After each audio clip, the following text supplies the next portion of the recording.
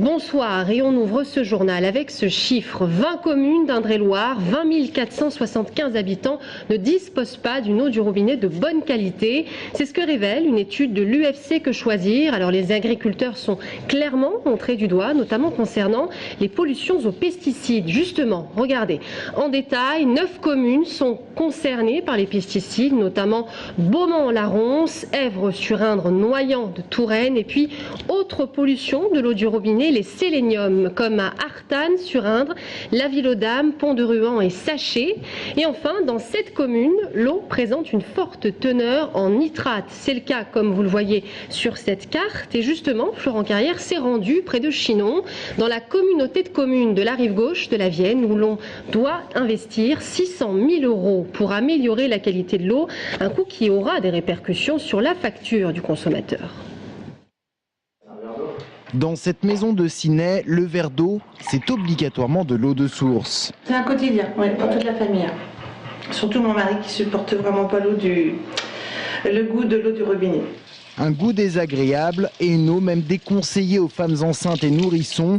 La raison, des nitrates en trop grand nombre dans l'eau de consommation, au-delà du seuil légal de 50 microgrammes par litre.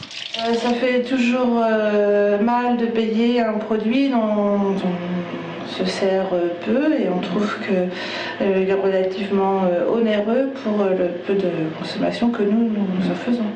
J'avais à payer récapitulatif de 139 €. 139 € pour ce premier semestre. La facture de cette habitante n'est pas près de baisser, bien au contraire. Car la communauté de communes de la rive gauche de la Vienne a entrepris de gros travaux pour revenir dans la légalité. Un investissement de 600 000 € qui va permettre d'acheter de l'eau propre à la consommation sur le réseau voisin, celui de Camp-de-Saint-Martin. De l'eau qui sera ensuite mélangée à celle de la communauté de communes pour faire baisser son taux de nitrate. Alors cette augmentation, elle ne peut pas être encore précisément définie. Elle va dépendre en fait du volume d'eau qu'on sera contraint d'acquérir auprès de la collectivité voisine pour faire tomber notre taux de nitrate au-dessus du seuil réglementaire. Elle pourrait bien être tout de même de l'ordre de 10, 20%. En tout cas, c'est pas exclu.